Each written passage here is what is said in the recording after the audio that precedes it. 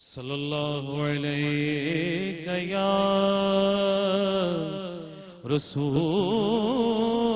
اللہ وسلم علیہ یا حبیب اللہ۔ حضور آپ کے در کا میں ادنا گدا ہوں، میرے دم میں آقا یہ دم آپ کا ہے۔ حضور آپ کے در کا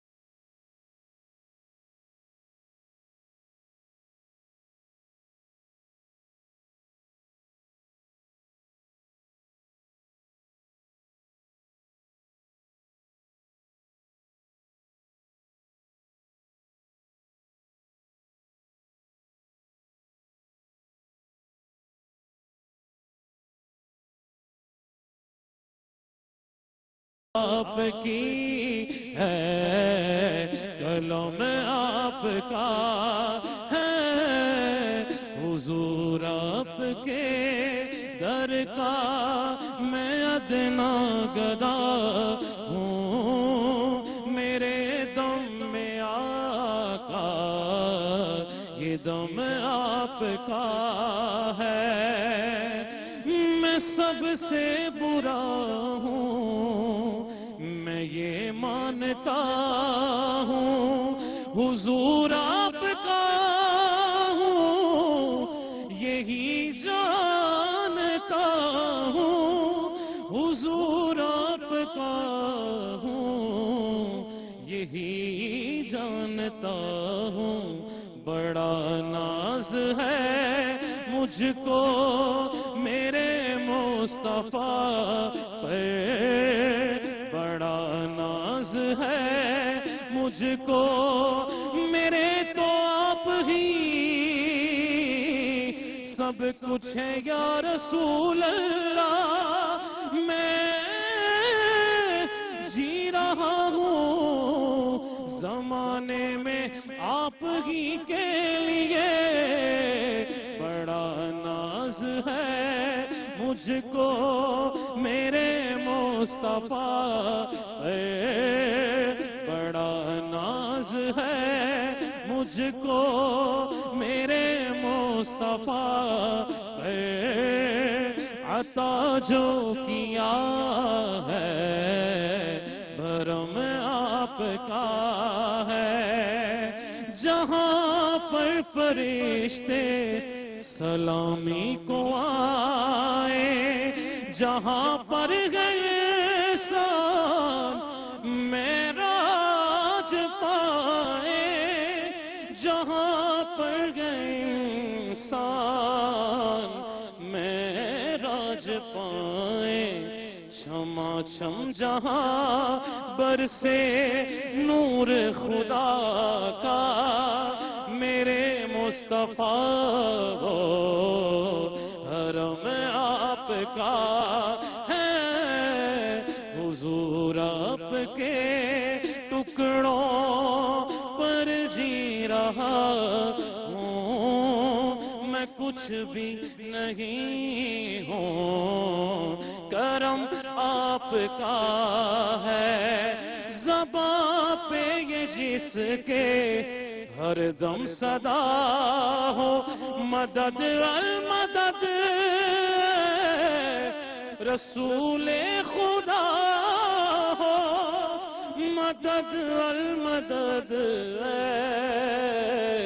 رسول خدا ہو وہی جا رہا ہے خلد بری کو کہ تھاما ہوا جس نے علم آپ کا ہے حضور آپ کے ٹکڑوں پر جی رہا ہوں میں کچھ بھی نہیں ہوں کرم آپ کا ہے مقطع آخری شعر ہے یہی کب سے احمد میری جستجو ہے یہی تو صدا سے میری آرزو ہے یہی تو صدا سے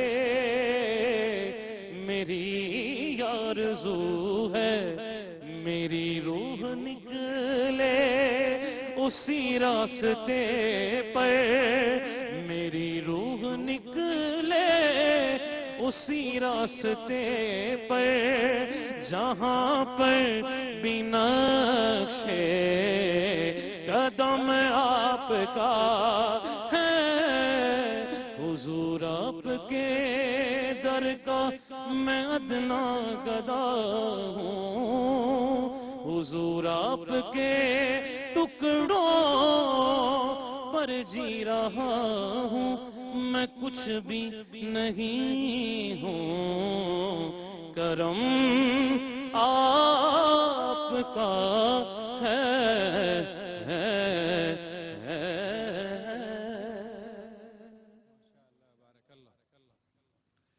ناظرین مکرم وقفے کے بعد ایک دفعہ پھر آپ کا خیر مقدم پوری دنیا کے ناظرین کا اے آر وائی ٹی وی پر در فرید سے گدائے فرید استقبال کرتا ہے وقفے میں جب ہم گئے تو اس کے بعد آتے ہی نعت شریف کا نذرانہ پیش کیا داتا کی نگری سے تعلق رکھنے والے عالمی شہرت یافتہ ثنا خوان رسول اے آر وائی ٹی وی کی سکرین کے ذریعے اس نوجوان کو بڑی عزتیں محبتیں دنیا بھر سے ملی ہیں اللہ ان کے ذوق سفر میں اور بہتریاں فرمائے اور برکتیں عطا فرمائے ہمیں اب بڑھنا ہے قال اللہ اور قال رسول اللہ صلی اللہ علیہ نبینا الکریم کے سرمدی نغمے کی تلاوت کی سماعت کی طرف جو صغیر بھائی ابھی جو کچھ کہہ رہے تھے میں اسی سے متصل ہو کر اس زیبکار شخصیت کی طرف بڑھ جاؤں گا جن کے خوبصورت بیان کے میں بھی اور پوری دنیا کے ناظرین بھی منتظر ہیں ارتکاب غم دنیا نہیں ہونے دیتا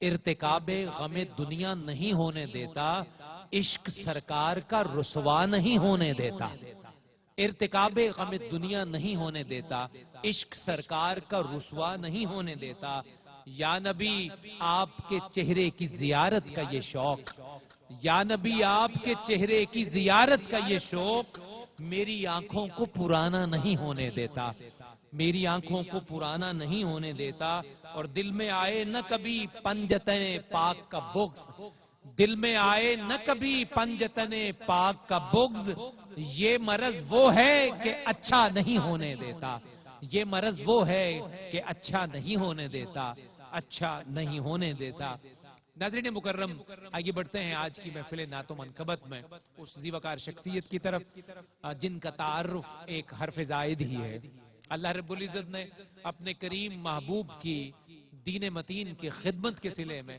انہیں شرق و غرب اور شمال و جنوب میں عزتیں عطا کی ہیں دنیا کے کونے کونے میں اللہ رب العزت کی توحید سرکار دو عالم صلی اللہ علیہ وسلم کی رسالت اور پاکوں کی حرمت آل و عطرت کی تعظیم و تکریم صحابہ کرام پر جان مارنے کا جذبہ یہ سارے جذبے یہ سارے فکر اس کے میراث ہیں وہ زیبکار شخصیت جن کا اس میں گرامی میں پکارنے والا ہوں گلے گلشن خواجہ عبد الکریم زیب سجادہ آستانہ عالیہ عیدگاہ شریف راولپنڈی جہاں سے ہمیشہ سرکار کی محبت کا درس نشر ہوتا ہے، پاکوں کی محبت سکھائی جاتی ہے، اخوت اور مروت کے جذبے جہاں سے ارزاں کیے جاتے ہیں، اسی خوبصورت بارگاہ کے اور اسی خوبصورت دربار کے خوبصورت سجادہ نشین ہم سب کی بڑی محبوب شخصیت، پوری دنیا کے بالخصوص جتنے بھی ہماری یوتھ ہیں وہ جس توجہ اور محبت سے انہیں سنتے ہیں اس کی کوئی مثال نہیں ملتی۔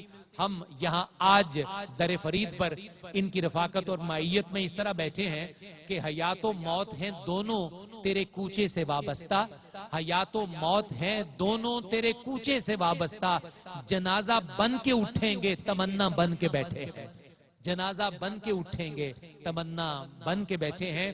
دربار عالیہ عیدگاہ شریف راولپنڈی کی شان، بان اور آن میں ملتجی ہوں مکرم و محتشم لائق صد تکریم و تعظیم جناب صاحبزادہ محمد حسان حسیب الرحمان سے کہ وہ اپنی خوبصورت گفتگو سے، اللہ رب العزت کے پاکیزہ ذکر سے، سرکار دو عالم صلی اللہ علیہ وآلہ وسلم کی محبت اور آپ کی بارگاہ کے ادب سے، پاکوں کی حرمت کے حوالے سے ہمیں پیغام نشر کریں اور در فرید پر گدایان فرید کے قلب و روح کو مستنیر فرمائیں۔ جناب صاحبزادہ محمد حسان حسیب الرحمان۔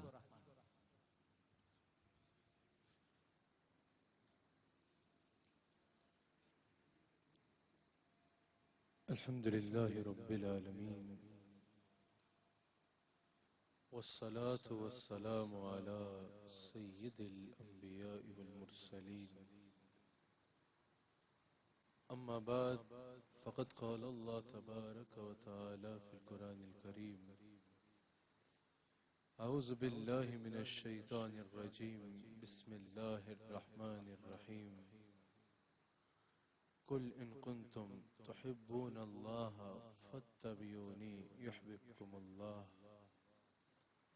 صدق الله العظيم وصدق رسوله النبي الكريم۔ سچا ہے ہمارا مالک اور سچا ہے ہمارا خالق کہ سوا اس واحد و یکتا کے کوئی عبادت کے لائق نہیں،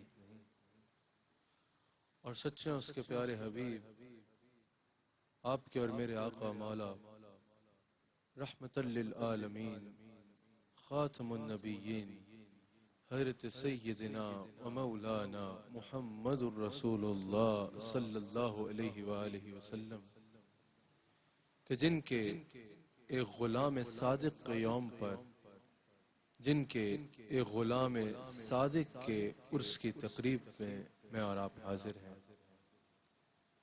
الحمدللہ میں اللہ تعالیٰ کا شکر ادا کرتا ہوں کہ زندگی میں ایک مرتبہ پھر اللہ تعالیٰ نے مجھے ہم آنے والوں کو یہ سعادت عطا فرمائی کہ اللہ کے کامل ولی حضور علیہ السلام کے غلام صادق حضرت بابا فرید مسعود گنج شکر رحمت اللہ تعالیٰ علیہ کی بارگاہ میں حاضری کا موقع ملا۔ اللہ تعالیٰ اس حاضری کو قبول فرمائے اور اس کو ہمارے لیے باعث نجات بنائے۔ میں مبارکباد پیش کرتا ہوں کیو ٹی وی کو، اپنے بزرگ اپنے محسن حاجی عبدالرؤف صاحب کو، جناب عامر فیاضی صاحب کو، ان کی پوری ٹیم کو مبارکباد پیش کرتا ہوں کہ ایک مرتبہ پھر انہوں نے حضرت بابا صاحب سے عقیدت میں اس مجلس کا انعقاد کیا۔ اللہ کریم ان کی توفیقات میں مزید اضافہ فرمائے اور ان کی خدمات دین کو اپنی بارگاہ میں قبول فرمائے۔ میرے ساتھ میرے بہت ہی پیارے بھائی، میرے دوست جناب شہباز ظہیر صاحب تشریف فرما ہیں، جناب ملک خلیل صاحب تشریف فرما ہیں۔ اللہ کریم ان کی بھی عزتوں میں مزید اضافہ فرمائے۔ الحمدللہ کیو ٹی وی کی یہ نشریات جو پاک پتن شریف سے آپ براہ راست دیکھ رہے ہیں، یہ ہدیہ تبلیغ ہے، ہدیہ عقیدت ہے حضرت بابا صاحب بابا فرید رحمت اللہ تعالی علیہ کی بارگاہ میں۔ الحمدللہ مجھ سے پہلے خوبصورت ثنا خان احباب نے حضور علیہ السلام کی بارگاہ میں نعت کی صورت میں اور بابا صاحب کی بارگاہ میں مناقب کی صورت میں ہدایہ عقیدت پیش کیے۔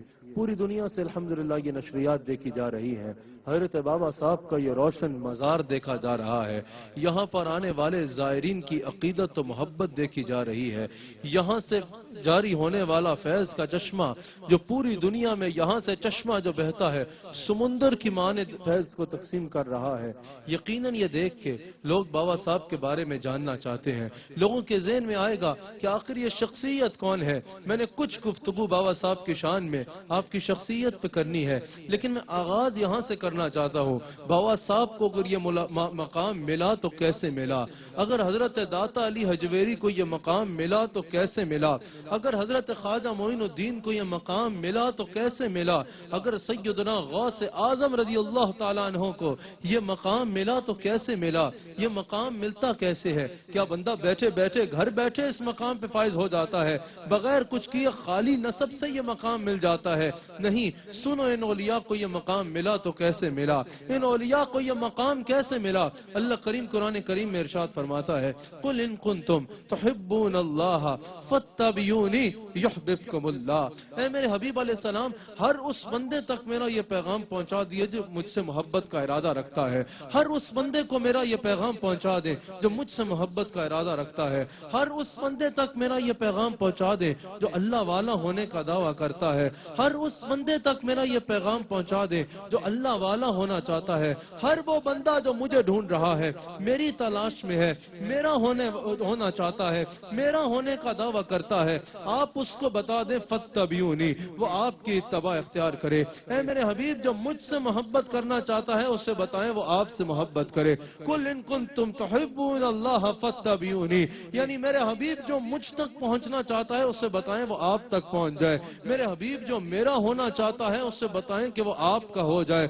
جو مجھے تلاش کر رہا ہے اس کو بتائیں آپ کے پاس آ جائے۔ جو مجھ تک پہنچنا چاہتا ہے آپ اسے بتائیں کہ وہ آپ تک پہنچ جائے۔ میرے حبیب علیہ السلام، جو مجھ سے محبت کرنا چاہتا ہے جب وہ آپ کا غلام ہو جائے گا، جب وہ آپ کی غلامی اختیار کر لے گا، جب وہ آپ کی غلامی کا پٹا گلے میں ڈال لے گا، پھر قانون بدل جائے گا، پھر کہانی مختلف ہو جائے گی۔ کیسے مختلف ہوگی؟ کہا پہلے وہ کہتا تھا میں اللہ سے پیار کرتا ہوں، میرے حبیب علیہ السلام جب وہ آپ سے پیار کرے گا تو یحببکم اللہ، میں اللہ اس سے اعلان محبت فرماؤں گا، میں اللہ اس سے اعلان محبت فرماؤں گا۔ پہلے اس کی منزل میں تھا، پھر میری رحمتوں کی منزل وہ بن جائے گا۔ پہلے وہ مجھے چاہتا تھا، پھر میں اسے چاہوں گا۔ پہلے وہ مجھ سے محبت کرتا تھا، پھر میں اس سے محبت کروں گا۔ پہلے وہ کہتا تھا مجھے اللہ سے پیار ہے، میرے حبیب جب وہ آپ کا ہو جائے گا تو میں اللہ اس سے اعلان محبت فرماؤں گا۔ جب وہ آپ کا ہو جائے گا تو میں اللہ اس سے اعلان محبت فرماؤں گا۔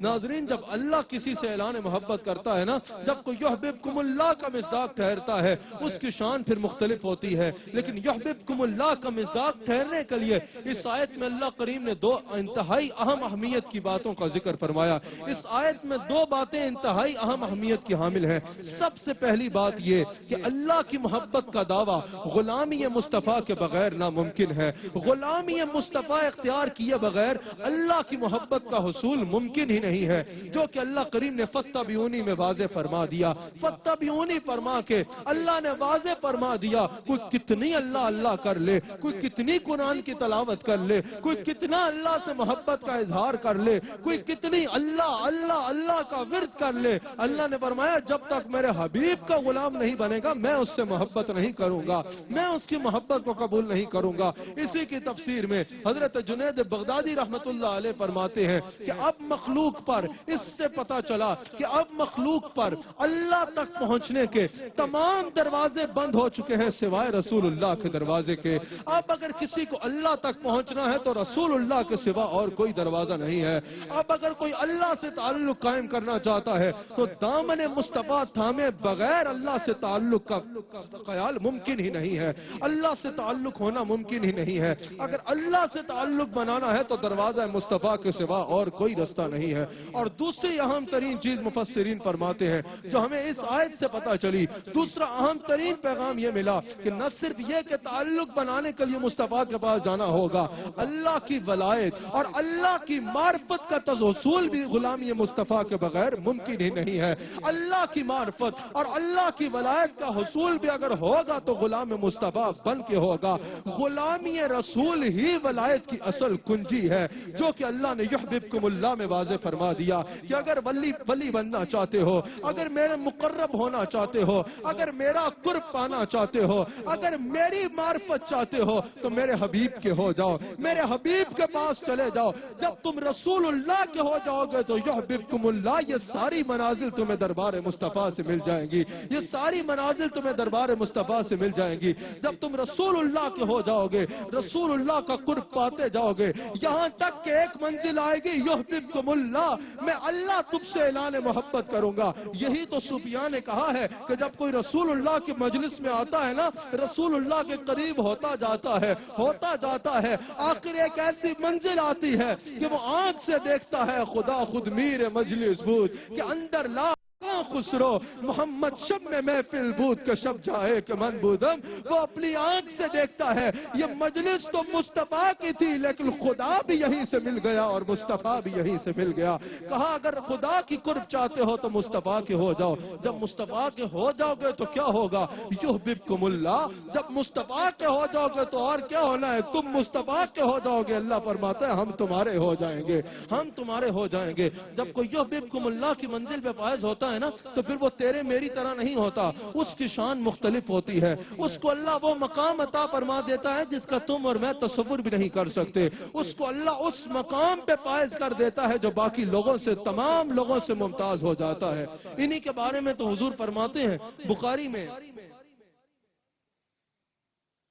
بخاری میں حدیث قدسی موجود ہے. انہی لوگوں کے بارے میں تو حضور علیہ السلام نے ارشاد فرمایا کہ اللہ فرماتا ہے، اللہ تعالیٰ فرماتا ہے جب کوئی اس مقام پہ فائز ہوتا ہے تو پھر اس کا عالم کیا ہوتا ہے؟ اللہ فرماتا ہے پھر مجھے اس اپنے بندے کی زبان پہ اتنی غیرت ہوتی ہے کہ اگر وہ کسی بات پہ قسم اٹھا لے تو میں اس کی قسم کو ضرور پورا کرتا ہوں، پھر میں اس کی قسم کو ضرور پورا کرتا ہوں. اللہ فرماتا ہے میرا وہ بندہ جو یحببکم اللہ کی گویا کی منزل پہ فائز ہے، میرا قرب حاصل کر چکا ہے، مجھے اس بندے کی زبان پہ غیرت ہوتی ہے. آج لوگ کہتے ہیں نبی اتنی دور سفر کر کے بابا فرید کے پاس جا رہے ہو، اللہ سے دعا کر رہے، وہاں جا رہے ہو ان کی سفارش کرانے، خود دعا نہیں کر سکتے، گھر میں بیٹھ کے دعا نہیں کر سکتے. اور بھائی ہماری زبان ہے. ان کی زبان کے بارے میں بخاری میں حدیث قدسی موجود ہے کہ اگر یہ بندہ کسی بات پہ قسم کھا لینا تو اللہ اس کی قسم کو پورا کر دیتا ہے. یعنی اگر کسی کے مقسوم میں کچھ نہ ہو، یقیناً تقدیر غیر مبرم کی بات کر رہا ہوں، مقسوم میں کچھ نہ ہو، لکھا نہ ہو کسی کے حق میں یا کچھ اور لکھا ہو تقدیر غیر مبرم میں، اور اللہ کا وہ ولی اس کے لیے کچھ اور مانگے، اللہ اپنے ولی کا کہا لکھ دیتا ہے. اللہ اپنے ولی کا کہا لکھ دیتا ہے. حضور علیہ السلام فرماتے ہیں اللہ کو اپنے ولی کے کہے پہ اتنی غیرت ہوتی ہے کہ وہ جب اللہ سے کوئی سوال کرتا ہے جو اس کی زبان سے نکل جائے اللہ کے حکم سے وہ پورا ہو کے رہتا ہے. آؤ صاحب عرس حضرت بابا فرید مسعود گنج شکر رحمت اللہ علیہ کی زندگی سے ہی ایک ایسا منظر آپ کے آگے رکھتا ہوں. حضرت بابا فرید کے احوال میں ہمیں ملتا ہے آپ کی سیرت کی کتابوں میں کہ بابا فرید ملک صاحب ایک مرتبہ تشریف فرما ہے. ایک شخص آپ کے پاس حاضر ہوا، ایک سیاہ فام شخص آپ کی بارگاہ میں حاضر ہوتا ہے اور عرض کرتا ہے کہ بہت پریشان ہوں حضور، پریشانی بہت زیادہ ہے، اولاد نہیں ہے، دعا فرمائے اللہ مجھے بیٹا عطا فرمائے. آپ ایک عالم استغراق میں تھے، ایک جذب کی کیفیت میں تھے. آپ نے آنکھوں کو بند فرمایا اور 1 2 3 4 آپ نے 7 تک گنتی گنی. آنکھوں کو بند فرمایا اور ایک کیفیت میں آپ نے جذب کی کیفیت میں 7 تک گنتی گنی.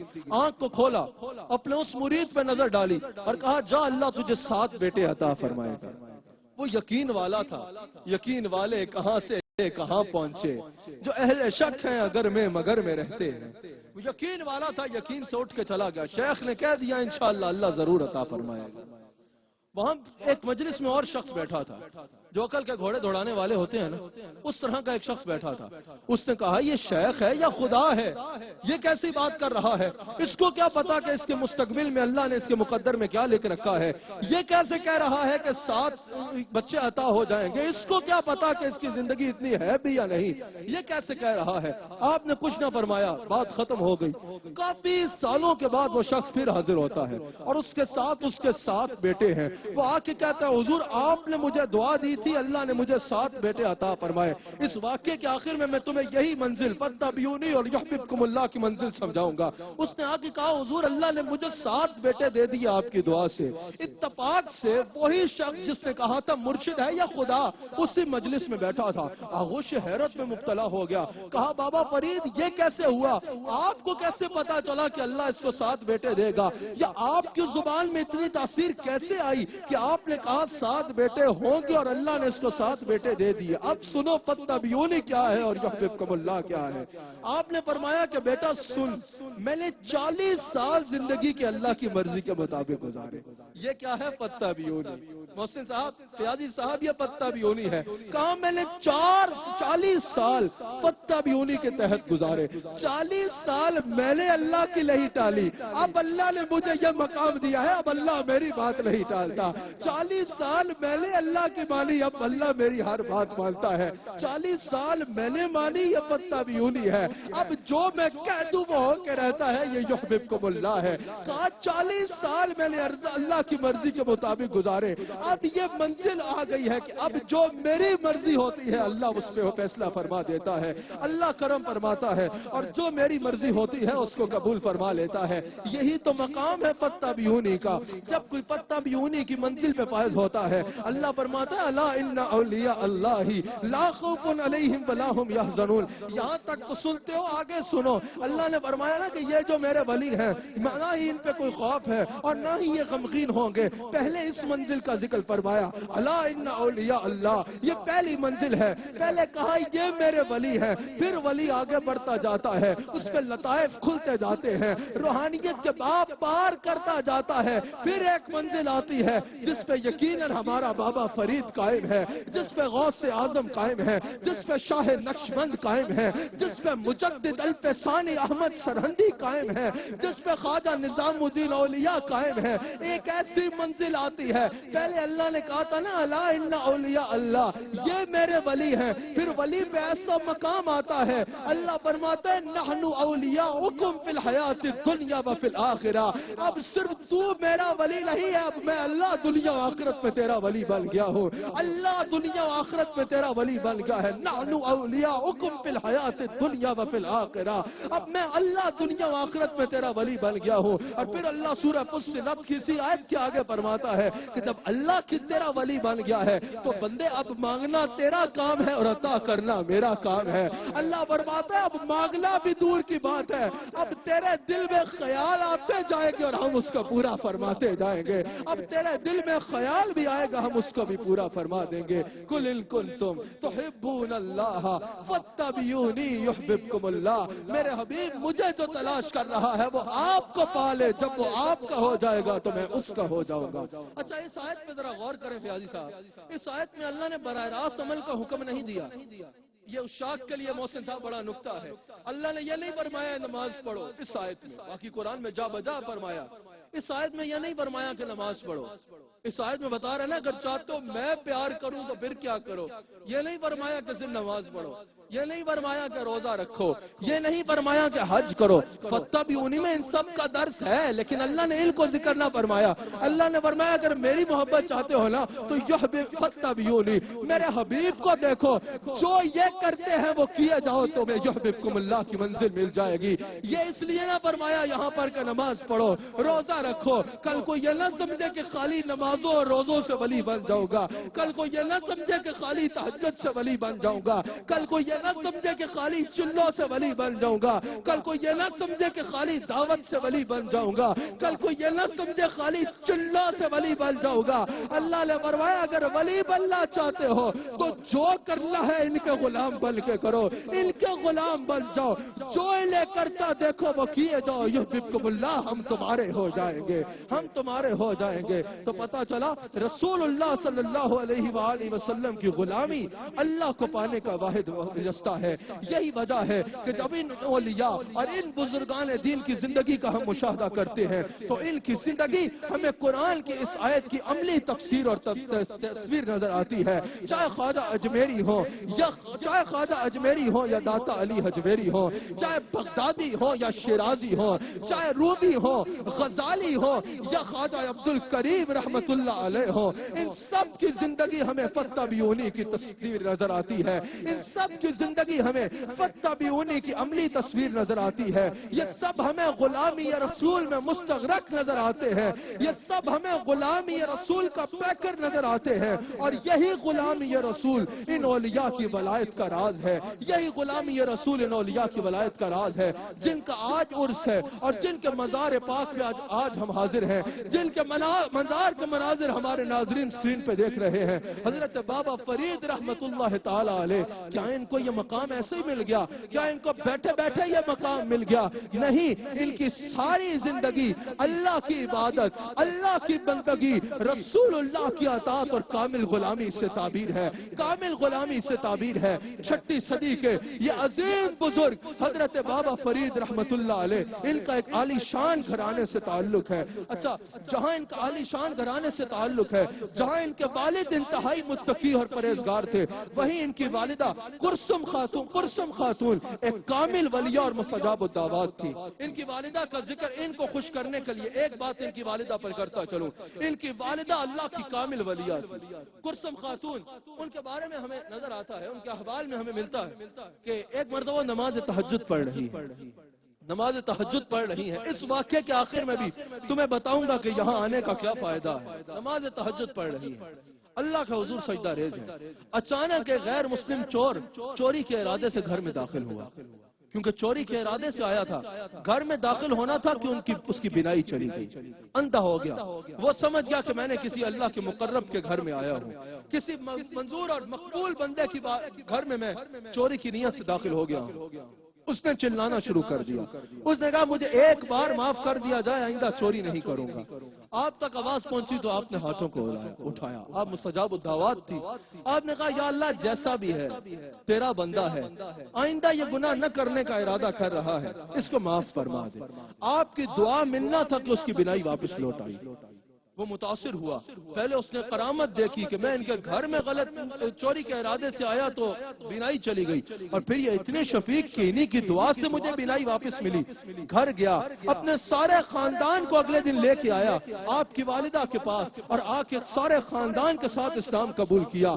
صرف آپ کی والدہ کی دعا سے اس کی بینائی ملی، اس کو دولت اسلام بھی مل گئی، نہ صرف دولت ایمان ملی بلکہ تمام سیرت کی آپ کی کتب میں موجود ہے کہ آپ کی والدہ نے اس پہ ایک نگاہ ڈالی، ایک نگاہ کا عالم یہ تھا کہ وہ چور مسلمان ہوا اور ولایت کے اعلیٰ مقام پہ فائز ہو گیا۔ اور خود سوچو اگر بابا فرید کے گھر کوئی غیر مسلم چوری کے ارادے سے آئے تو وہ ولی بن جاتا ہے، اگر کوئی مسلمان یہاں اللہ کی معرفت لینے آئے گا تو اس کے اوپر کتنی رحمتوں کا نزول ہوگا، اس کا کوئی تصور بھی نہیں کر سکتا۔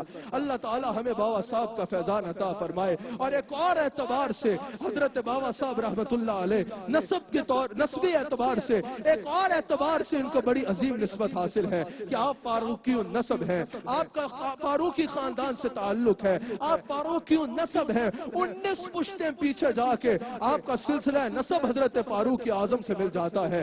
یاد رکھیے گا نسب کی بڑی اہمیت ہوتی ہے، نسب کی بڑی اہمیت ہوتی ہے شخصیت کی تعمیر میں۔ جہاں سیرت و کردار بہت ضروری ہے وہیں نسب کا بھی بڑا گہرا تعلق ہوتا ہے۔ ہمیں اپنے اطراف میں بھی اگر کسی کے بارے میں رائے قائم کرنی ہو تو دیکھتے ہیں کہ کس گھرانے سے تعلق رکھتا ہے۔ اگر گھرانہ اچھا ہو تو اس کو اچھا تصور کیا جاتا ہے، گھرانہ برا ہو تو بندے کو برا تصور کیا جاتا ہے۔ کہیں رشتہ بھی کرنا ہو تو پوچھتے ہیں نا کون سا خاندان ہے، خاندان کی شہرت اچھی ہے تو بندے کو اچھا سمجھا جاتا ہے، خاندان کی شہرت بری ہے تو اسے برا تصور کیا جاتا ہے۔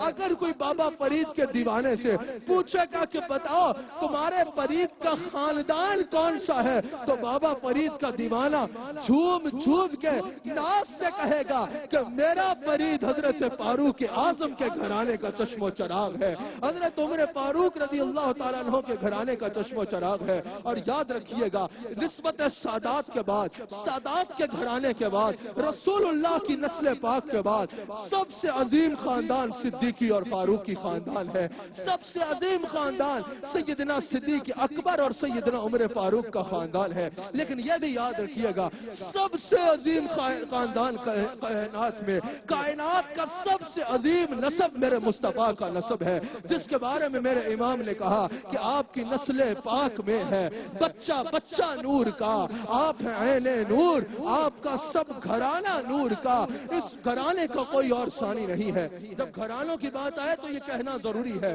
کہ گھرانوں میں، کائنات میں سب سے عزت والا گھرانہ کس کا ہے؟ میرے مصطفیٰ علیہ السلام کا گھرانہ ہے۔ سب سے عظیم نسب سادات کا نسب ہے۔ یہ تو وہ نسب ہے جس کی عظمت و تطہیر اور شان اللہ قرآن میں خود بیان فرماتا ہے۔ قرآن کریم میں اللہ کریم ارشاد فرماتا ہے، اے میرے حبیب علیہ السلام کی اہل بیت، اللہ نے تمام نجاستوں کو اور غلاظتوں کو تمہارے سے دور فرمانے کا ارادہ فرما لیا ہے، اور اللہ نے تمہیں طیب و طاہر فرما دیا ہے، اللہ نے تمہیں پاک فرما دیا ہے۔ اور سنیے، امام علوسی کہتے ہیں اس آیت کی تفسیر میں کہ اللہ نے ملک صاحب ہر فسق سے، ہر شر سے، ہر شیطان سے، شرک سے، بخل سے، لالچ سے، نفسانی خواہشات سے، بدعات سے اہل بیت اطہار کو محفوظ فرما دیا ہے، محفوظ فرما دیا ہے۔ اللہ نے ان کی حفاظت کا ذمہ اٹھا لیا ہے، ان کی حفاظت کا ذمہ اللہ نے خود اٹھایا ہے۔ یاد رکھنا، سب سے اونچا نسب کے اعتبار سے خاندان میرے مصطفیٰ کا خاندان ہے۔ یہ وہ خاندان ہے جن کے بارے میں عبداللہ بن مسعود کا قول امام دیربی نے نقل کیا۔ امام دیربی کہتے ہیں کہ حضرت عبداللہ بن مسعود نے بیان کیا کہ رسول اللہ کی ایک اہل بیت کے ساتھ، رسول اللہ کی اہل بیت سے ایک دل کی محبت 1 سال کی عبادت سے بہتر ہے۔ رسول اللہ کی اہل بیت کی محبت میں اگر کسی نے ایک دن بھی گزار لیا، وہ 1 سال کی عبادت سے بہتر ہے۔ اور جس کو موت اس حال میں آئی کہ رسول اللہ کی آل سے محبت میں تھا، حضور عبداللہ بن مسعود فرماتے ہیں وہ بغیر حساب کے جنت میں جائے گا۔ ایسے ہی تو نہیں، حسن رضا نے کہا کہ ان کی پاکی کا خدائے پاک کرتا ہے بیاں، آیا اے تطہیر سے ظاہر ہے شان اہل بیت، آیا اے تطہیر سے ظاہر ہے شان اہل بیت، باغ جنت کے ہیں بہرے مدھا خان اہل بیت، تم کو مجدہ نار کا اے دشمنان اہل بیت، بے اجازت ان کے گھر میں جبرائیل آتے نہیں۔ ارے قدر والے جانتے ہیں قدر و شان اہل بیت، اور کس بیاں سے ہو بیاں عز و شان اہل بیت، مدھا گوئے مصطفیٰ ہے مدھا خان اہل بیت، اور شان اہل بیت میں گستاخیاں بے باکیاں، لعنت اللہ علیکم دشمنان اہل بیت۔ سب سے عظیم خاندان رسول اللہ کی اہل بیت اطہار کا خاندان ہے۔ یاد رکھنا، تاریخ ماضی بعید دیکھ لو یا ماضی قریب دیکھ لو، جس نے اس خاندان سے محبت کی اللہ نے عزتوں کے تاج اس کے سر پہ سجا دیے، اور جس نے اس خاندان کی عزت میں ڈنڈی ماری اس کی ضلالت کے طور پہ قیامت تک کے لیے اس کا نام باقی رہے گا، چاہے وہ یزید ہو یا آج تک آنے والے دشمنان اہل بیت ہوں۔ اللہ تعالی ہم سب کو حضور علیہ السلام کے اہل بیت کا وفادار اور نمک حلال رکھے۔ تو نسبت سادات کے بعد سب سے عظیم خاندان کس کا ہے؟ سیدنا صدیق اکبر کا اور فاروق اعظم کا۔ بعض لوگ کہتے ہیں نسب کا کیا، تم نسب پہ اتنا زور دیتے ہو، اگر بڑوں بزرگوں کی اولاد ہے بھی تو کیا ہو گیا، خود جو ہے وہ ہے، نسب کوئی کاؤنٹ نہیں کرتا۔ بھائی قرآن پڑھو، اللہ کریم نے جب حضرت خضر علیہ السلام اور حضرت موسیٰ علیہ السلام کے سفر کا بیان فرمایا، تو جب ان 2 نوجوانوں کے مال کی حفاظت کے لیے دیوار کی تعمیر کی باری آئی، حضرت موسیٰ علیہ السلام نے قرآن میں موجود ہے، جب حضرت خضر علیہ السلام سے پوچھا کہ ان جوانوں کے مال کی حفاظت، ان جوانوں کے لیے اتنی مہربانی کیوں کہ ان کے مال کی حفاظت کے لیے خضر اور موسیٰ دیوار تعمیر کر رہے ہیں؟ اللہ اکبر۔ فیاضی صاحب، حضرت خضر کے جواب کو اللہ نے قرآن میں بیان فرمایا۔ حضرت خضر علیہ السلام سے جب موسیٰ علیہ السلام نے پوچھا کہ ان جوانوں پر اتنی مہربانی کیوں، تو اللہ قرآن میں فرماتا ہے، حضرت خضر نے جواب دیا، کان ابوہما صالحا، وجہ یہ ہے کہ انہاں دا ابا نیک سی، ان کا ابا نیک تھا، اور پڑھو تفاسیر، بعض کے نزدیک 7 پشتیں پیچھے جا کے، ڈائریکٹ ابا نہیں تھا، بعض کے نزدیک 7 پشتیں پیچھے جا کے اجداد میں ایک نیک تھا، اور بعض کے نزدیک 14 پشتوں پیچھے ایک نیک آدمی تھا جس کی یہ اولاد تھی۔ اولاد کا یہ عالم ہے، خضر اور موسیٰ دیوار تعمیر کر رہے ہیں۔ سوال میں کرتا ہوں، جواب ناظرین کی عدالت میں چھوڑتا ہوں، اگر بنی اسرائیل کی امت میں کوئی نیک آدمی ہو تو اس کی اولاد کا یہ عالم ہے کہ 14 پشتوں بعد خضر اور موسیٰ اس کے لیے دیوار تعمیر کر رہے ہیں، اور بنی اسرائیل میں نیک ہو تو 14 پشتوں بعد آنے والے بچے کا یہ عالم ہے جس کی 19 پشتوں میں ولی بھی ہو، غوث بھی ہو، جس کی 19 پشتوں میں اولیاء بھی ہو، صادقین بھی ہو، اور سب کے سب مومنین ہو، اور 19 پشتے پیچھے جا کے جد اعلیٰ کا نام عمر بن خطاب ہو تو 19 پشتوں بعد آنے والے بچے کو لقب زہد الانبیاء نہیں ملے گا تو اور کیا ملے گا؟ جس کی 19 پشتوں میں، وہاں 14 پشتوں پیچھے جا کے ایک نیک آدمی تھا، یہاں 19 پشتوں میں سب میں اولیاء بھی ہیں، صادقین بھی ہیں، صالحین بھی ہیں، اور 19 پشتے پیچھے جا کے جد اعلیٰ عمر بن خطاب ہے۔ اس بابا فرید کا مقام کیا ہوگا؟ اس بابا فرید کا عالم کیا ہوگا؟ اچھا، یہ تو ہوا آپ کا نسب، جیسے آپ کو اللہ نے نسب کے طور پہ ایک اعلیٰ نسب اور خاندان عطا فرمایا ہے نا، ویسے ہی آپ ایک عظیم سلسلے کے وارث ہیں، عظیم سلسلے کے وارث ہیں۔ جیسے آپ کو نسب میں، نسب کے طور پہ آپ وارث ہیں حضرت عمر فاروق کے، ایسے ہی سلسلے کے طور پہ آپ حضرت مولا کائنات مولا علی رضی اللہ تعالی عنہ کی امانات کے امین ہیں۔ حضرت خواجہ صاحب، حضرت بابا فرید کے شیخ حضرت بختیار کاکی، ان کے شیخ حضرت خواجہ معین الدین، ان کے شیخ حضرت خواجہ عثمان ہارونی، ان کے شیخ حضرت حاجی شریف، اور اس کے بعد 12 ہاتھ پیچھے جا کے آپ کا ہاتھ دامن حضرت علی رضی اللہ تعالیٰ عنہ میں پہنچتا ہے، حضرت علی کے ہاتھ میں آپ کا ہاتھ پہنچتا ہے۔ آپ نسباً فاروقی ہیں اور نسبتاً حیدری ہیں، جیسے آپ کا نسب بے مثال ہے ویسے ہی آپ کی نسبت بھی بے مثال ہے۔ میں بات کو اختتام کی طرف لے کے جا رہا ہوں، اور یاد رکھنا نسبت میں بڑی طاقت ہوتی ہے، نسبت کی بڑی اہمیت ہوتی ہے۔ بعض لوگ نسبت کو اگنور کرتے ہیں، اگر نسبت کی اہمیت دیکھنا چاہتے ہو پڑھو قرآن کریم میں سورہ یوسف کی آیت نمبر 93 اور 94، اللہ بیان فرماتا ہے کہ جب حضرت یعقوب علیہ السلام کی بینائی چلی گئی، حضرت یوسف علیہ السلام نے اپنی قمیض عطا فرمائی کہ جاؤ یہ میرے والد کی آنکھوں پہ لگانا، یہ والد کی آنکھوں پہ لگے گی تو ان کی بینائی لوٹ آئے گی۔ اور بھائی کوئی کپڑا کس کام کا، کپڑا کیا کر سکتا ہے؟ کپڑا نہ کسی کو نفع دے سکتا ہے اور نہ نقصان دے سکتا ہے، لیکن اگر وہی کپڑا نبی سے نسبت پا لے تو پڑھو قرآن، وہ حضرت یوسف کی قمیض یعقوب علیہ السلام کی آنکھوں سے لگتی ہے تو بینائی لوٹ آتی ہے۔ نسبت میں بڑی طاقت ہے۔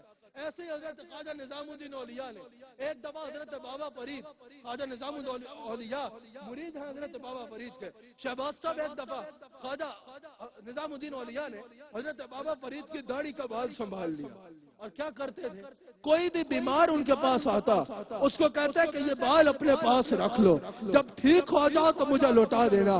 خواجہ نظام الدین اولیاء کہتے ہیں میں نے زندگی بھر یہ دیکھا جتنا مرضی بیمار کوئی میری بارگاہ میں کیوں نہ آیا، بابا فرید کا بال اس کو تھامنا ہوتا تھا، اللہ اس کو شفا عطا فرما دیتا۔ ان کی بڑی نسبتیں ہوتی ہیں۔ حضرت ام سلیم کے پاس، جو حضرت انس کے پاس اپنی والدہ کے ذریعے سے، ام سلیم کے ذریعے سے ایک رومال پہنچا، جب بھی کوئی مہمان آتے وہ رومال کو تندور میں ڈالتے تو آگ جلاتی نہیں بلکہ اس کو مزید اجلا کر کے باہر نکال دیتی۔ مہمان حیران ہو کے پوچھتے کہ انس یہ کہاں سے، یہ کیسا رومال ہے؟ آگ کا کام جلانا ہے، اس رومال کو جلاتی نہیں ہے، یہ کیسے ممکن ہے؟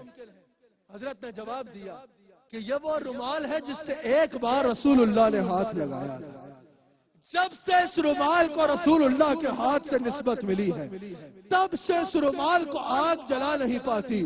اگر رومال دست مصطفیٰ سے نسبت پالے تو رومال کا یہ عالم ہے. اگر کوئی رسول اللہ کا غلام دست مصطفیٰ لے نسبت پائے تو عالم کیا ہوگا؟ آپ سوچو کہ آج ہم دست مصطفیٰ سے نسبت کیسے پائے؟ تو یہ جو سلسلہ بیعت ہے، یہ جب تم اپنے شیخ کے ہاتھ میں ہاتھ دیتے ہو نا، یہ ہاتھ شیخ کا نہیں ہوتا. حضرت بابا فرید کے ہاتھ میں جس نے ہاتھ دیا، ان کا ہاتھ بابا بختیار کاکی کے ہاتھ میں، ان کا ہاتھ غریب نواز کے ہاتھ میں، ان کا ہاتھ عثمان ہارونی کے ہاتھ میں، ان کا ہاتھ خواجہ شریف کے ہاتھ میں، کرتے کرتے ان کا ہاتھ حضرت علی کے ہاتھ میں، حضرت علی کا ہاتھ رسول اللہ کے ہاتھ میں. اگر کوئی میرے شیخ کے ہاتھ میں ہاتھ دے، میرے شیخ کا ہاتھ اپنے شیخ کے ہاتھ میں، ان کا ہاتھ حضرت شیخ خواجہ چراہی کے ہاتھ میں، ان کا ہاتھ حضرت مجدد الفسانی کے ہاتھ میں، ان کا ہاتھ پاک باقی باللہ کے ہاتھ میں، ان کا ہاتھ حضرت شاہ نقشبند کے ہاتھ میں، چلتے چلتے یہ ہاتھ صدیق اکبر کے ہاتھ میں، صدیق اکبر کا ہاتھ رسول اللہ کے ہاتھ میں. جب تم شیخ کے ہاتھ میں ہاتھ دیتے ہو نا، یہ نسبت شیخ کی نہیں ہوتی، یہ نسبت پاک پتل کی نہیں ہوتی، یہ نسبت داتا علی اجمیری کی نہیں ہوتی، یہ نسبت اجمیر کی نہیں ہوتی، یہ نسبت عیدگاہ کی نہیں ہوتی، یہ نسبت بغداد کی نہیں ہوتی. در حقیقت یہ نسبت مدینے والے. حضرت بابا فرید نے ہاتھ کس کے ہاتھ میں دیا؟ اللہ اکبر. حضرت بختیار کاکی کے ہاتھ میں. پہلی ملاقات ان کی اپنے شیخ سے ہوئی. حضرت بختیار کاکی رحمت اللہ علیہ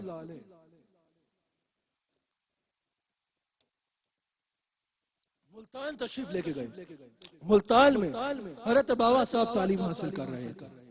آپ کے ہاتھ میں فقہ کی کتاب النافع تھی. حضرت بختیار کاکی نے پوچھا کہ بیٹا یہ جو کتاب پڑھ رہے ہو یہ تمہیں نفع بھی دے رہی ہے یا نہیں دے رہی؟ حضرت بابا فرید فرماتے ہیں میں پہلی نگاہ میں پہچان گیا کہ اللہ نے میرا سارا نفع اس مرد درویش کی نگاہ میں رکھا ہے. حضرت خواجہ بابا فرید رحمت اللہ علیہ نے جواب دیا حضور میرا نفع تو آپ کی نگاہ میں پوشیدہ ہے. پہلے ہی حضرت بختیار کاکی کا ذکر سن کے ان سے محبت کرتے تھے. پہلی ملاقات میں ہی ایسا درس ملا کہ محبت دل میں بڑھ گئی. کہا حضور میں آپ سے بیعت کرنا چاہتا ہوں اور آپ کے ساتھ جانا چاہتا ہوں. سمجھ گئے کہ شیخ کامل کا پہلا درس ہی یہ ہے کہ خالی علم حاصل کرنا بڑی بات نہیں ہے بلکہ اس علم کو علم نافع بنانا بڑی بات ہے. ورنہ حضور علیہ السلام خود دعا فرماتے کہ یا اللہ میں ایسے علم سے تیری پناہ مانگتا ہوں جو علم نافع نہ ہو. کہا حضور آپ کے ساتھ جانا چاہتا ہوں. اور یہی وجہ ہے محسن صاحب مشائخ نے ہمیشہ علماء کو یہی درس دیا اور دے رہے ہیں کہ علم کو علم نافع بناؤ. حضرت بابا بختیار کاکی رحمت اللہ علیہ نے فرمایا فرید یہ تعلیم مکمل کر لو پھر ہمارے پاس آنا تاکہ ہم تمہیں روحانیت کے باب طے کرائیں. بابا فرید کہتے ہیں کچھ عرصے میں تعلیم مکمل کر کے حضرت بختیار کاکی کے پاس گیا. وہ فرماتے وہاں آپ نے مجھے اپنی نگاہ سے اور مجاہدات کے ذریعے منازل طے کروائی. میں نے آپ کے ساتھ بیٹھ کے منازل طے کی. حضرت بابا صاحب خود بیان فرماتے ہیں ایک دفعہ حضرت خواجہ معین الدین چشتی رحمت اللہ علیہ اپنے خلیفہ اعظم حضرت خواجہ بختیار کاکی کے پاس تشریف لائے اور فرمایا قطب الدین ہمارا فرید کہاں ہے؟ حضرت بختیار کاکی نے فرمایا کہ حضور وہ تو ہر وقت عبادت میں مصروف رہتا ہے اس وقت بھی چلا گاہ میں ہے. حضرت بابا صاحب فرماتے ہیں کہ دونوں مشائخ میرے پاس تشریف لائے. فرماتے ہیں جب میں نے دیکھا کہ ایک طرف شیخ ہے اور دوسری طرف شیخ کا شیخ ہے مجھے ہوا کہ میں پہلے کس کا ہاتھ چھوڑوں. وہ کہتے ہیں میں نے کیا کیا دونوں کے جان کے بیچ میں قدموں میں گر گیا. کہتے ہیں حضرت بابا صاحب نے مجھے اٹھایا حضرت بختیار کاکی نے مجھے اٹھایا دوسرے ہاتھ سے خواجہ معین نے مجھے اٹھایا اپنے ہاتھ سے میری دستار بندی فرمائی اور ارشاد فرمایا قطب الدین تم ہمارے سلسلے کا وہ شہباز ہو کہ تمہارا آشیانہ سدرۃ المنتہا سے نیچے نہیں بنے. یاد رکھیے گا جہاں ان اولیاء اللہ کی باقی کرامات اللہ تعالیٰ نے حضرت بابا صاحب کی نظر میں وہ کمال رکھا تھا نظر میں وہ کمال رکھا تھا اور زبان میں وہ تاثیر رکھی تھی کہ باقی احباب کی برسوں کی تبلیغ وہ نہیں کر سکتی جو بابا صاحب جیسے ولی کی ایک لفظ سے ہو جاتا ہے. آخری بات جسے میں نے اختتام کرنا ہے، جب حضرت بابا صاحب رحمت اللہ علیہ پاک پتن تشریف لائے، یہ مشرکین کی وادی تھی، یہاں سب مشرک بستے تھے، اس کا نام اجودن تھا. آپ تشریف لائے تو جو یہاں کا سردار تھا اس کو پتا چلا کہ ایک اللہ کا ولی آیا ہے، اسلام کی تبلیغ کر رہا ہے، اور روزانہ ہزاروں کی تعداد میں لوگ اس کے ہاتھ میں مسلمان ہو رہے ہیں. اس نے کہا کہ اس کو میرے پاس بلایا جائے. حضرت بابا صاحب کو پیغام بھیجا گیا. بابا صاحب نے فرمایا جس کو بات کرنی ہے میری بارگاہ میں حاضر ہو. بادشاہ نے پیغام دیا کہ فرید کو بولو میرے علاقے سے اٹھ کے نکل جائے، اگر یہ اس نے میرا علاقہ نہ چھوڑا تو اس کو سخت سے سخت سزا دی جائے. آ کے پیغام دیا بادشاہ کے لوگوں کہ بادشاہ کا پیغام ہے فرید علاقہ چھوڑ کے چلے جاؤ. فرید نے کہا میں یہاں خود نہیں بیٹھا، کسی کا بٹھایا بیٹھا، میں یہاں سے نہیں اٹھتا. بادشاہ نے کہا اچھا پھر فرید کو میرے پاس بلایا جائے. بابا فرید بادشاہ کے پاس تشریف لے گئے. بادشاہ نے کہا فرید دو باتیں، یا تو میری ایک بات ہے وہ پورا کرو پھر میں تمہیں یہاں رہنے کی اجازت دوں گا، اور اگر بات کو پورا نہ کر پائے تو تمہیں سخت سے سخت سزا دی جائے. بابا فرید نے بولا کیا چاہتے ہیں؟ اس نے کہا کہ میری بیٹی ہے، اپاہج ہے، بیمار ہے، جہاں کے طبیب اس کو لا علاج کہہ چکے ہیں، اگر تم اس کا علاج کر دو نا تو جو کہو گے مان لیں گے. بابا فرید نے کہا یہ کون سی مشکل بات ہے؟ بابا فرید نے اس کو ایک دم کیا، اللہ نے اس کو علاج شفا عطا فرمائی. بادشاہ خوش ہوا، بابا فرید کے پاس آیا، کہا فرید جو مانگتے ہو بتاؤ تمہیں عطا کروں گا. شاہی محل مانگتے ہو محل دوں گا، خزانہ مانگتے ہو خزانوں میں تول دوں گا، تم زبان ہلاؤ جو مانگو گے عطا کیا جائے گا. بابا صاحب نے فرمایا تو مجھے کیا دے گا؟ کچھ لینا ہو تو میرے پاس آنا، دینے والا مجھے اللہ. اگر میرے لیے کچھ کرنا چاہتا ہے تو شاہی محل کا دروازہ کھول میں اذان دینا چاہتا ہوں. اس نے کہا ٹھیک ہے. شاہی محل کا دروازہ کھولا، بابا فرید اذان دیتے ہیں. بابا فرید نے کہا اللہ اکبر اللہ اکبر. پاک پتن میں سناٹا چھا گیا. بابا فرید نے کہا اشہد ان لا الہ الا اللہ. پاک پتن اللہ کا ذکر سے بج میں آ گیا. بابا فرید نے کہا اشہد ان محمد رسول اللہ. بابا فرید کے یہ کلمہ پڑھنے سے پاک پتن کلمہ طیبہ سے گونجنا شروع ہو گیا. بابے نے اذان بعد میں ختم کی، پورا پاک پتن مسلمان پہلے ہو گیا. بادشاہ نے پوچھا فرید اذان دینے آئے تھے؟ فرید نے کہا بادشاہ اذان دینی ہوتی تو درخت کے سائے میں بھی دے دیتا، میں یہاں پاک پتن کی تقدیر بدلنے آیا ہوں.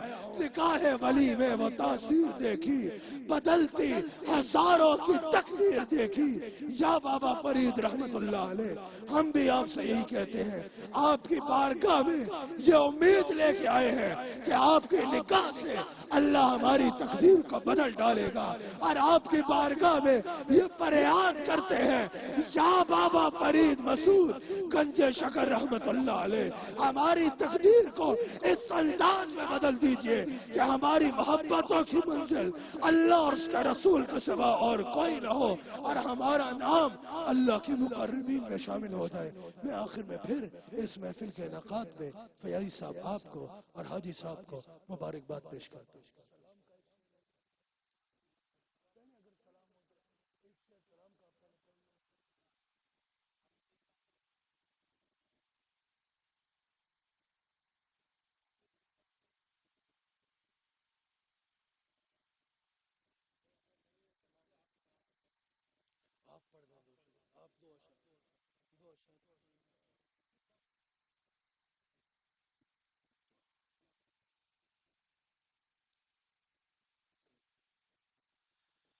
یا اللہ یا کریم اس محفل کو اپنی بارگاہ میں قبول فرما.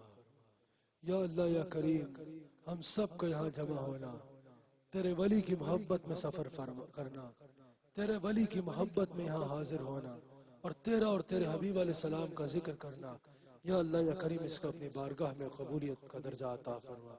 یا اللہ یا کریم تیرے ولی کامل کی بارگاہ میں آنا، یہاں پر آ کے تیرا اور تیرے حبیب علیہ السلام کا ذکر کرنا، یا اللہ یا کریم اس کو ہم سب کے لیے وسیلہ نجات بنا دے۔ یا اللہ یا کریم تیری بارگاہ میں تیرے حبیب علیہ السلام کا وسیلہ پیش کر کے عرض کرتے ہیں، اس نیت سے تیرے ولی کے بارگاہ میں آئے ہیں کہ یا اللہ یا کریم یہاں آ کے تجھ سے یہ مانگے کہ ہمارے دلوں کو تقویٰ کے نور سے منور فرما دے۔ یا اللہ یا کریم ہم سب کو اپنا اور اپنے حبیب علیہ السلام کا قرب عطا فرما۔ یا اللہ یا کریم ہمارا نام بھی اپنے مقربین میں شامل فرما لے۔ یا اللہ یا کریم ہم سب کی مغفرت فرما۔ یا اللہ یا کریم تیری بارگاہ میں تیرے حبیب علیہ السلام کا وسیلہ پیش کر کے عرض کرتے ہیں، یا اللہ یا کریم جتنے ہم یہاں حاضر ہیں یا جتنے ناظرین ABQ TV پہ دیکھ رہے ہیں، یا اللہ یا کریم سب پہ اپنی رحمتوں کے تمام دروازے کھول ڈال۔ یا اللہ یا کریم جتنے ہاتھ اس وقت تیری بارگاہ میں اٹھے ہوئے ہیں، جتنے لوگ اس دعا میں شریک ہیں، یا اللہ یا کریم جس کے رزق میں تنگی ہے اس کے رزق میں کشادگی عطا فرما۔ یا اللہ یا کریم جو بیمار ہیں انہیں شفاء کاملہ عطا فرما۔ بالخصوص یا اللہ یا کریم تیرے ولی کامل کے مزار پہ حاضر ہو کے تیری بارگاہ میں تیرے حبیب علیہ السلام کا وسیلہ پیش کر کے عرض کرتے ہیں کہ یہ وبا جو دنیا میں چھائی ہوئی ہے، کرونا وائرس، اس سے اپنی مخلوق کو نجات عطا فرما۔ یا اللہ یا کریم اپنی رحمتوں کا نزول فرما۔ یا اللہ یا کریم جتنے اس وقت ناظرین دعا میں شریک ہیں، جو کوئی پریشان ہے، یا اللہ تو سب کے دلوں میں چھپے ہوئے بھیتوں سے واقف ہے۔ یا اللہ یا کریم حضور علیہ السلام کا صدقہ سب کو پریشانیوں کو خوشیوں میں بدل ڈال، سب کی پریشانیوں کو دور فرما اور سب کی جائز دعاؤں کو قبول فرما۔ یا اللہ یا کریم ہمارے حاجی عبدالرؤف صاحب کو عمر دراز بالخیر عطا فرما۔ یا اللہ یا کریم حاجی عبدالرؤف صاحب پر اپنی خاص رحمتوں کا نزول فرما۔ یا اللہ یا کریم پوری اربع فیملی کو اپنی حفاظت میں رکھ۔ ہمارے بھائی عامر فیاضی صاحب اور جتنی اربع کی ٹیم ہے جو پورا سال کوئی موقع ضائع نہیں جانے دیتے، ہر موقع پر لوگوں کو تیرے اور تیرے حبیب علیہ السلام سے قریب کرنے کی خاطر اپنی خدمات سر انجام دیتے ہیں۔ یا اللہ یا کریم ان کی خدمات کو قبول فرما اور ان کی توفیقات میں خیر عطا فرما، ان کی توفیقات خیر میں اضافہ فرما۔ یا اللہ یا کریم حاجی صاحب کے عظیم معاون بلال صاحب، یا اللہ یا کریم وہ بھی خیر کے کاموں میں مصروف رہتے ہیں، یا اللہ یا کریم ان کی بھی تمام صحیح قبول فرما اور ان پہ بھی اپنی خاص رحمتوں کا نزول فرما۔ شہباز ظہیر صاحب کے والد صاحب کی مغفرت فرما۔ یا اللہ یا کریم ہم سب پہ اپنی رحم و کرم کے دروازے کھول دے۔ ربنا آتنا فی الدنیا حسنہ وفی الآخرۃ حسنہ وقنا عذاب النار برحمتک یا ارحم